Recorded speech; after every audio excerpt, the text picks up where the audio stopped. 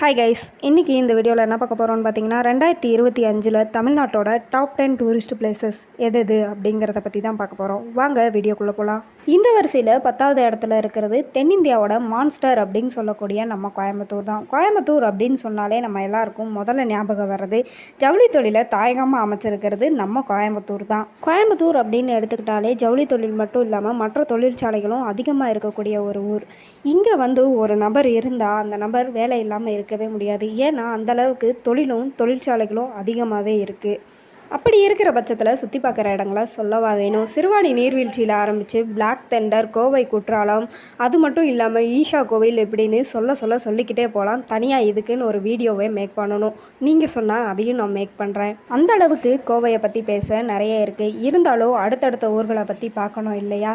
இந்த வரிசையில் 9வது இடத்துல எந்த ஊர் இருக்குது அப்படிங்கிறத பற்றி பார்க்கலாம். இந்த வரிசையில் 9வது இடத்துல இருக்கக்கூடியது தஞ்சை அப்படின்னு சொல்லப்படுற நம்ம தஞ்சாவூர் தான். தஞ்சாவூர் அப்படின்னு சொன்னாலே நம்ம எல்லாருக்கும் முதல்ல ஞாபகம் வருது சோழ வம்சத்தோட கோவில்களும் கட்டிடக்கலைகளும் அதிகமாக காணப்படக்கூடிய இடம் அப்படின்னு சொன்னாலே நம்ம தஞ்சாவூர் தான். ஏன் கோவில் கலை மற்றும் கட்டிடக்கலையோட புதையல் அப்படின்னே நம்ம தஞ்சாவூரை சொல்லலாம். இது எல்லாத்தையும் தாண்டி யுனெஸ்கோவோட பாரம்பரிய தலமான பிரகதீஸ்வரர் கோவில் இருக்கிறது தான் நம்ம தஞ்சாவூரோட பிரம்மாண்டமே. அது மட்டும் இல்லாமல் கட்டிடக்கலை, சிக்கலான சிற்பங்கள் அப்படின்றது தான் நம்ம தஞ்சாவூரோட மகுடமே. அப்படி இருக்கிற பட்சத்தில் சுற்றி பார்க்கறதுக்கு அப்படின்னு நம்ம எடுத்துக்கிட்டோன்னா அரண்மனைகள், சிக்கலான சிற்பங்கள், வெங்கல சிற்பங்கள், இது எல்லாத்தையும் தாண்டி நம்ம இதிகாசங்களை முன்னாடி கொண்டு வர வகையில் சுவர ஓவியங்கள் அப்படின்னு நிறைய விஷயங்களை நம்ம சொல்லிக்கிட்டே போகலாம். இதெல்லாம் எதுக்குப்பா ஒரே வார்த்தையில் நம்ம தஞ்சாவூரை பற்றி சொல்லணும் அப்படின்னா, கலையார்வம் மிக்க நபர்கள் பார்க்கணும் அப்படின்னு ஏங்கக்கூடிய ஒரு ஊர்னால் அது நம்ம தஞ்சாவூர் தான். அடுத்ததாக இந்த வரிசையில் 8வது இடத்துல இருக்கிறது திருச்சிராப்பள்ளி அப்படின்னு சொல்லக்கூடிய நம்ம திருச்சி தான். திருச்சி அப்படின்னு சொன்னாலே நம்ம எல்லாருக்கும் முதல்ல ஞாபகம் வர்றது பாரம்பரியமும் வரலாறும் தான். திருச்சியோட சந்தை தெருவுக்குள்ளே போனாலே அங்கே இருக்கிற கைவினை பொருட்களை நம்ம வீட்டுக்கு நினைவார்த்தமாக வாங்காமல் வரவே முடியாது. அது மட்டுமா, திருச்சியோட உணவகங்களுக்குள்ளே போனால் அங்கே இருக்கிற விருந்தோம்பலை தாண்டி அவங்களோட செட்டிநாடு சமையல் நம்மளை அப்படியே கட்டி போட்டுரும். இதெல்லாம் முடிச்சுட்டு சுற்றி பார்க்குற இடம் அப்படின்னு நம்ம போனோம்னா ஸ்ரீ ரங்கநாத சுவாமி கோவில், ஜம்புகேஸ்வரர் கோவில், கல்லணை, புளியந்தோப்பு நீர்வீழ்ச்சி அப்படின்னு நிறைய இடங்களை நம்ம சொல்லிக்கிட்டே போகலாம். சொல்கிறதுக்கு வார்த்தையும் பத்தாது, வீடியோவோட டைமிங்கும் பத்தாது. நீங்கள் சொன்னால் திருச்சிக்காக ஒரு வீடியோவை நான் மேக் பண்ணுறேன். இப்போது அடுத்ததாக என்ன இருக்குது அப்படிங்கிறத பற்றி நம்ம பார்க்கலாம். இந்த வரிசையில் 7வது இடத்துல இருக்கக்கூடியது இந்திய தீபகற்பத்தோட முனையில் இருக்கக்கூடிய நம்ம கன்னியாகுமரி தான். கன்னியாகுமரி அப்படின்னு சொன்னாலே நம்ம எல்லாருக்கும் முதல்ல ஞாபகம் வருது கன்னியாகுமரியோட கடற்கரையும் சூரிய அஸ்தமனமும் தான். கன்னியாகுமரியை பற்றி சொல்லணும்னா இந்திய பெருங்கடல், வங்காள விரிகுடா, அரபிக்கடல் இது மூணும் சங்கமிக்கக்கூடிய ஒரு இடம் அப்படின்னு சொன்னால் அது நம்ம கன்னியாகுமரி தான். இதெல்லாம் விட கன்னியாகுமரியோட சூரிய உதயமும் சூரிய அஸ்தமனமும் பார்த்த யாருமே கன்னியாகுமரியை விட்டு வர்றதுக்கு மனசே இல்லைன்னு தான் சொல்லுவாங்க. அப்படி இருக்கிற பட்சத்தில் சுற்றி பார்க்கறதுக்கு அப்படின்னு நம்ம எடுத்துக்கிட்டோம்னா திருப்பரப்பு நீர்வீழ்ச்சி, காமராஜர் மணிமண்டபம், விவேகானந்தர் பாறை அப்படின்னு இன்னும் நிறைய விஷயங்களை சொல்லிக்கிட்டே போகலாம். சொல்ல முடியவே முடியாது. நீங்கள் சொன்னால் கன்னியாகுமரிக்குன்னு நான் தனியாக ஒரு வீடியோ மேக் பண்ணுறேன். இப்போது அடுத்ததாக 6வது இடத்துல எந்த ஊர் இருக்குது அப்படின்றத நம்ம தெரிஞ்சுக்கலாம். இந்த வரிசையில் 6வது இடத்துல இருக்கிறது அழகான பாம்பன் தீவில் அமைஞ்சிருக்க நம்ம ராமேஸ்வரம் தான். ராமேஸ்வரம் அப்படின்னு நம்ம சொன்னாலே ராமர் சிவனுக்காக கட்டின ராமநாத சுவாமி கோவில் தான் நம்மளுக்கு முதல்ல ஞாபகம் வரும். இந்துக்களோட புனித யாத்திரைகளில் முக்கியமான பங்கு வகிக்கக்கூடிய ஒரு இடம் அப்படின்னா அது நம்ம ராமேஸ்வரம் தான். இந்து மதத்தோட முக்கியத்துவத்தையும் புனிதத்தையும் எடுத்துக்காட்டாக வச்சிருக்கிறது அப்படின்னா அது நம்ம ராமேஸ்வரம் தான். இதெல்லாம் எதுக்குங்க? ராமர், சீதை, சிவபெருமான் அப்படின்ற முக்கியமான கடவுள்கள் எல்லாருமே கால் பதிச்ச ஒரு புண்ணிய பூமி அப்படின்னே நம்ம சொல்லலாம். அப்படி இருக்கிற பட்சத்தில் சுற்றி பார்க்குற இடங்கள் அப்படின்னு நம்ம எடுத்துக்கிட்டோம்னா அக்னி தீர்த்தம், ஜடாயு தீர்த்தம், தனுஷ்கோடி, அரியமான் கடற்கரை அப்படின்னு இன்னும் நிறைய இடங்களை சொல்லிக்கிட்டே போகலாம். சொல்கிறதுக்கு நேரம் தான் பத்தாது. இப்போது 5வது இடத்துல எந்த ஊர் இருக்குது அப்படிங்கிறத தெரிஞ்சுக்கலாமா? இந்த வரிசையில் 5வது இடத்துல உதகை மண்டலம் அப்படின்னு சொல்லக்கூடிய நம்ம ஊட்டி தான் இருக்குது. ஊட்டி அப்படின்னு சொன்னாலே நம்ம எல்லாருக்கும் முதல்ல ஞாபகம் வர்றது பசுமையோட அழகு கொஞ்சக்கூடிய தேயிலை தோட்டங்கள் தான். ஊட்டி சாகச பிரியர்களுக்கு ஒரு சொர்க்கம்னே சொல்லலாம். ஏன் அப்படின்னா மலையேற்றம், குதிரை சவாரி அப்படின்னு இன்னும் நிறைய விஷயங்களை சொல்லிக்கிட்டே போகலாம். அப்படி இருக்கிற பட்சத்தில் சுற்றி பார்க்குற இடங்கள் அப்படின்னு நம்ம எடுத்துக்கிட்டோம்னா தொட்டபெட்டா சிகரம், தாவரவியல் பூங்கா, ஊட்டி ஏரி அப்படின்னு இன்னும் நிறைய இடங்களை சொல்லிக்கிட்டே போகலாம். ஆனால் அடுத்தடுத்த ஊர்களை பற்றி பார்க்க பார்க்கணும் இல்லையா? இந்த வரிசையில் 4வது இடத்துல எந்த ஊர் இருக்குது அப்படின்னு தெரிஞ்சுக்கலாமா? இந்த வரிசையில் தூங்கா நகரம் அப்படின்னு சொல்லக்கூடிய நம்ம மதுரை தான் 4வது இடத்த பிடிச்சிருக்கு.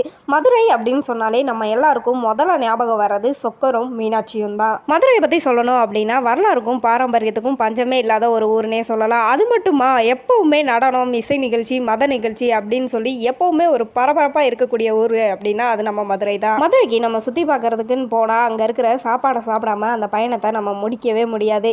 ஏன்னா அந்த அளவுக்கு சாப்பாட்டுக்கு பேர் போன ஒரு ஊர்னா அது நம்ம மதுரை தான். மதுரையில் சுற்றி பார்க்குற இடங்கள் அப்படின்னு நம்ம எடுத்துக்கிட்டோம்னா மேகமலை, திருமலை நாயக்கர் மகால், வைகை டேம் அப்படின்னு இன்னும் நிறைய இடங்களை சொல்லிக்கிட்டே போகலாம். சொல்கிறதுக்கு வார்த்தையே இல்லை. அடுத்தடுத்த ஊர்களை பற்றி பார்க்கணும் இல்லையா? அதனால் இப்போ அடுத்து எந்த ஊர் இருக்குது அப்படிங்கிறத பற்றி பார்க்கலாம். இந்த வரிசையில் 3வது இடத்துல இருக்கிறது புதுச்சேரி அப்படின்னு சொல்லக்கூடிய நம்ம பாண்டிச்சேரி தான். பாண்டிச்சேரி அப்படின்னு சொன்னாலே முதல்ல நம்ம எல்லாருக்கும் ஞாபகம் வர்றது சரக்கு தான். அப்போது சரக்குக்கு மட்டும்தான் பாண்டிச்சேரி ஃபேமஸா அப்படின்னு கேட்டிங்கன்னா கண்டிப்பாக கிடையவே கிடையாது. அதையும் தாண்டி நிறைய கடற்கரைகளும் கோவில்களும் இருக்குது. இதெல்லாம் விட முக்கியமானது அப்படின்னு பார்த்தீங்கன்னா ஃப்ரெஞ்ச் காலத்தோட கட்டிடக்கலையில் ரொம்பவும் முக்கியம் வாய்ந்த ஒரு ஊர்னா அது நம்ம பாண்டிச்சேரி தான். பாண்டிச்சேரியில் சுற்றி பார்க்குறதுக்கு அப்படின்னு நம்ம எடுத்துக்கிட்டோம்னா பாண்டி மெரினா, ஃப்ரெஞ்ச் காலனி, அரவிந்த ஆசிரமம் அப்படின்னு இன்னும் நிறைய இடங்களை சொல்லிக்கிட்டே போகலாம். அதுக்குன்னு தனியாக ஒரு வீடியோவே மேக் பண்ண வேண்டியிருக்கும். நீங்கள் சொன்னால் அதையும் நான் மேக் பண்ணுறேன். இந்த வரிசையில் 2வது இடத்துல இருக்கக்கூடியது தமிழ்நாட்டோட தலைநகரமாக இருக்கக்கூடிய நம்ம சென்னை தான். சென்னை அப்படின்னு சொன்னாலே நம்ம எல்லாருக்கும் முதல்ல ஞாபகம் வர்றது அங்கே இருக்கிற ஷாப்பிங் மாலும் ஹோட்டல்ஸும் தான். ஏன்னா அந்த அளவுக்கு ஷாப்பிங் பிரியர்களுக்கும் உணவு பிரியர்களுக்கும் ஒரு சொர்க்கம்னே சொல்லலாம். சென்னையை பற்றி சொல்லணும் அப்படின்னா எப்போவுமே பரபரப்பாக இருக்கக்கூடிய ஒரு ஊர்னா அது நம்ம சென்னை தான். ஏன் அப்படின்னா மக்கள் வேலைக்காகவும் சுற்றி பார்க்கறதுக்காகவும் நிறைய பேர் வருவாங்க. இதனாலேயே சென்னை பரபரப்பாகவே இருக்கும். சென்னையை பற்றி சொல்கிறதுக்கு வார்த்தையே இல்லை. ஏன்னா அந்த அளவுக்கு ஒரு பெரிய ஊர். சென்னையில் சுற்றி பார்க்குற இடங்கள் அப்படின்னு நம்ம எடுத்துக்கிட்டோம்னா சென்னையே சுற்றி பார்க்குற இடம் தான். சென்னையில் என்னத்தை சுற்றி பார்க்குற இடங்கள் இருந்தாலும் ஒரு சில இடங்களை நான் சொல்கிறேன். சென்னை மெரினா பீச், சென்னை அருங்காட்சியகம், சென்னை கலங்கரை விளக்கம் அப்படின்னு சொல்லி இன்னும் நிறைய இடங்கள் இருக்குது. இது எல்லாத்தையும் சொல்லணுன்னா ஒரு தனி வீடியோ தான் மேக் பண்ணணும். சென்னையை பற்றி ஒரே வார்த்தையில் சொல்லணும்னா இங்கே வந்த எல்லாருமே திரும்பி போகிறதுக்கு மனசே இல்லாமல் தான் போவாங்க. ஏன்னா அந்தளவுக்கு சென்னை வந்தவங்களை வாழ வச்சுருக்கு. ஸோ இப்போது வீடியோவோட எண்டுக்கு வந்தாச்சு. இப்போது ஃபஸ்ட் ப்ளேஸில் எந்த ஊர் இருக்குது அப்படிங்கிறத பற்றி நம்ம தெரிஞ்சுக்கலாமா?